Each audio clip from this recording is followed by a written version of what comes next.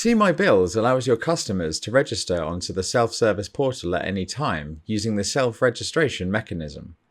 This lets you embed a link within the emails that get sent out from Xero to your customers. To enable self-registration, head over to the See My Bills admin console and click on Registration. Ensure Allow Self-Registration is enabled. Your personalized self-registration link can be seen at the bottom of the page. You will want to make a note of this link address, or you can copy it to your clipboard. Sign in to your Xero account, then head over to Settings, Email Settings, then expand the Templates heading and click on Sales Invoice. You can include the self-registration link in here and customize the wording around it.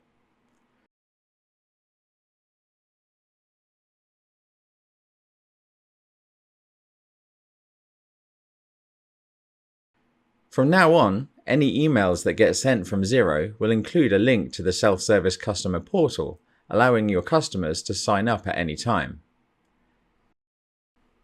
In order to ensure that the user signing up to the self-service customer portal is genuine, we check the invoice history to ensure the email address being used for sign-up is found in the invoice history. If you are testing existing invoices that have already been previously sent, make sure you untick the Sent checkbox before emailing the invoice out.